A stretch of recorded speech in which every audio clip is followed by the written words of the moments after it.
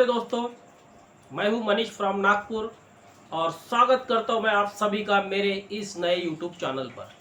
दोस्तों, आज हम बात करेंगे इतिहास और टूरिज़्म की। और टूरिज़्म की बात करें तो सबसे पहले हमारे दिमाग में आता है घूमने जाना, फिरने जाना, यानी घूमने फिरने जाना।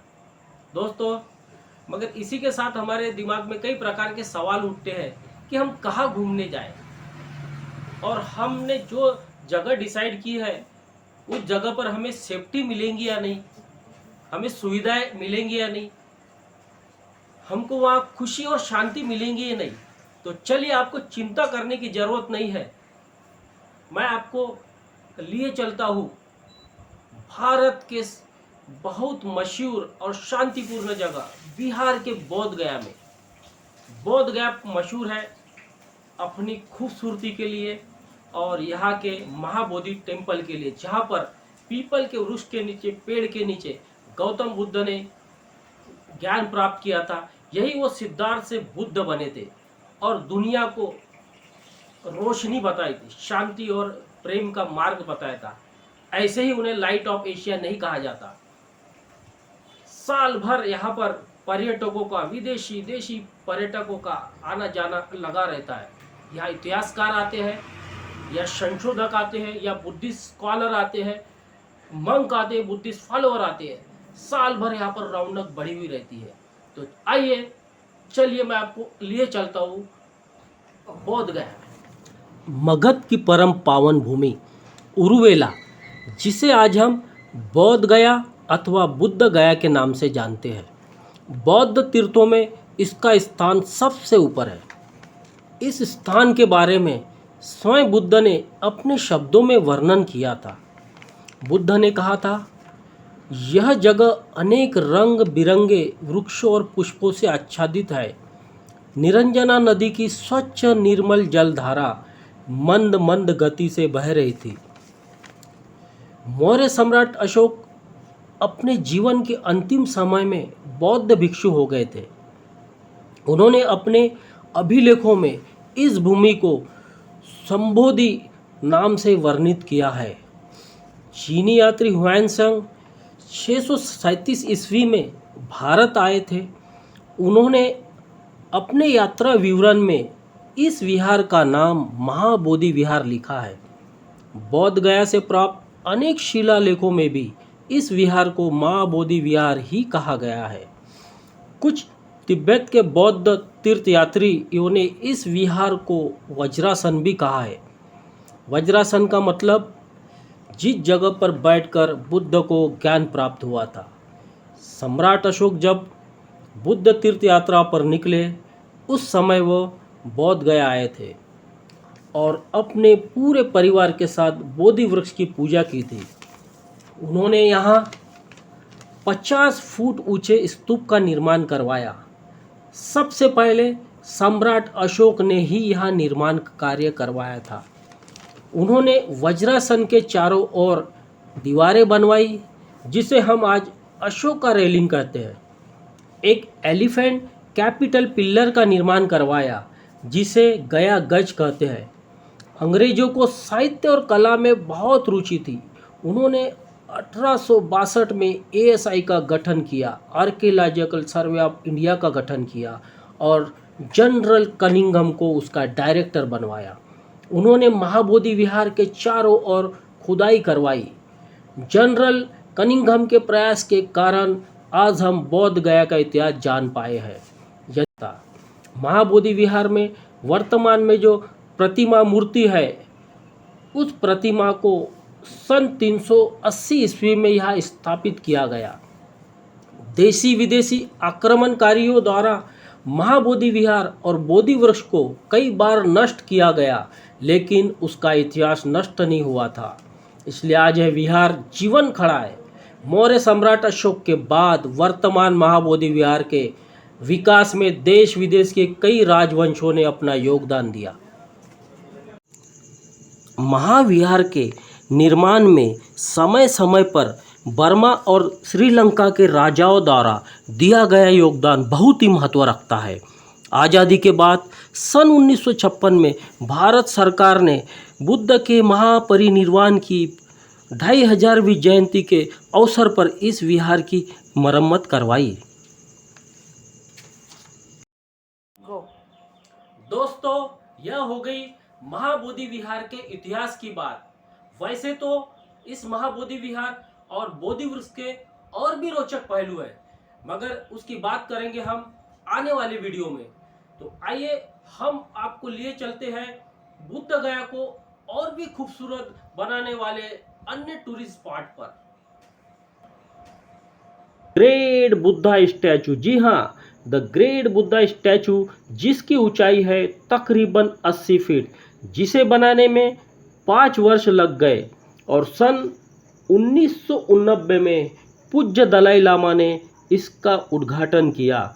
बुद्धा स्टैचू के दोनों ओर बुद्ध के शिष्य सारिपुत्र और महामोग्गलायन सहित 10 भिक्षुओं की बड़ी प्रतिमाएं हैं।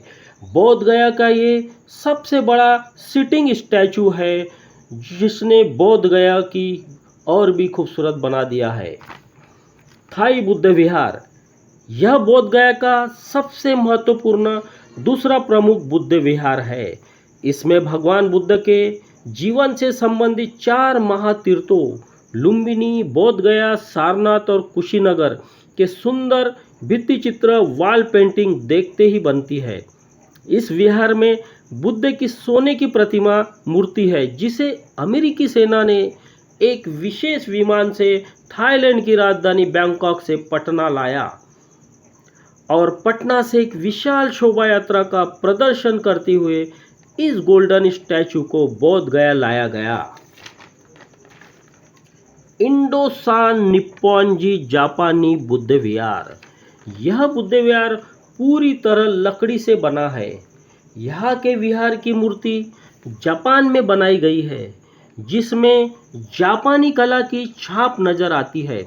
विहार के भीतर बहुत ही सुंदर और कलापूर्ण चित्र बनाए गए हैं।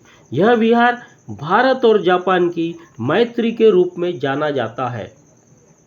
चाइना टेम्पल, यह विहार चाइना ने 1945 में बनाया है। इस विहार में सोने से बनी हुई गौतम बुद्ध की 3 मूर्तियां बहुत ही खूबसूरत है।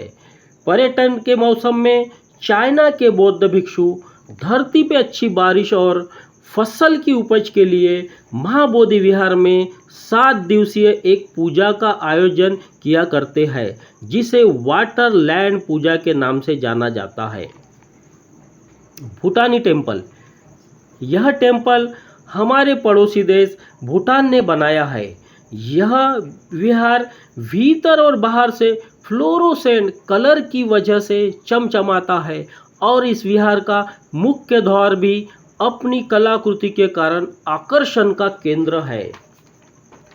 करमापा तिब्बती बुद्ध विहार, तिब्बती कला से बना हुआ यह विहार देखते ही बनता है। बोध गया में स्थित सभी विहारों से यह विहार भिन्न है। करमापा विहार की छत बहुत ही ऊंची है और सैकड़ों भिक्षु यहाँ एक साथ बैठकर पूजा अर्चना कर सकते हैं। इसके चारों ओर बहुत ही खूबसूरत गार्डन बना हुआ है, जहाँ शांति से ध्यान लगाया जा सकता है।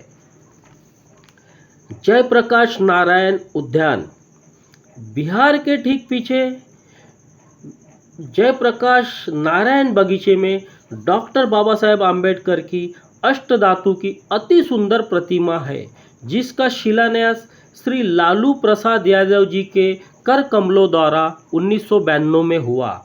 इस गार्डन में कई प्रकार के देसी विदेशी रंग बिरंगे फूल पौधे मौजूद हैं।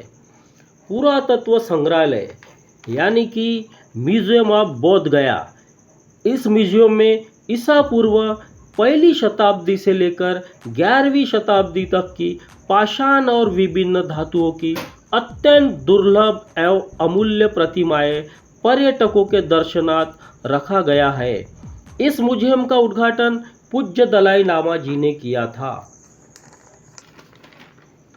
इसके अलावा कई देशों ने अपनी अपनी कलाकृति के अनुसार विहार और मोनेस्ट्री बोध गया में बनवाई और बोध गया की रौनक बढ़ाई।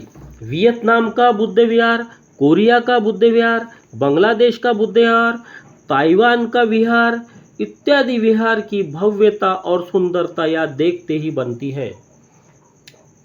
आज महाबोधि विहार और उसके आसपास बने बौद्ध देशों के सुंदर, मनोरम एवं अति रमणीय विहारों के कारण दुनिया भर के बौद्ध और पर्यटक भारी संख्या में यहाँ आने लगे हैं। आज का बोध गया एक अंतर्राष्ट्रीय स्थल के रूप में समूचे विश्व में प्रसिद्ध है। यूनेस्को के वर्ल्ड हेरिटेज साइट में बोध गया की गिनती होती है। अगर बोध गया आप जाना चाहते हैं तो आपको किसी भी प्रकार से चिंता करने की जरूरत नहीं है। गणमान्य व्यक्ति, वीआईपी, सेलिब्रिटीज, विभिन्न देशों के राजदूत और राष्ट्र प्रमुखों का लगातार यहाँ आना जाना लगा रहता है, जिसकी वजह से पुलिस और अन्य सुरक्षा एजेंसियां यहाँ पर हमेशा मुस्तैद रहती है और आपके बजट के अनुसार यहाँ आपको होटल और अन्य सारी सुविधाएं भी मिल जाएंगी जिसकी आप उम्मीद करते हैं।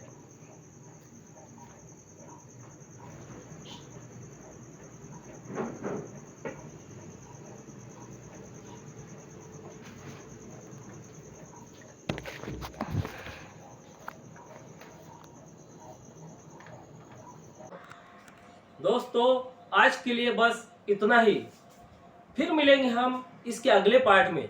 दोस्तों अगर आपको ये वीडियो पसंद आता है तो कृपया करके इसको लाइक, शेयर और मेरे चैनल को सब्सक्राइब करना ना भूलें।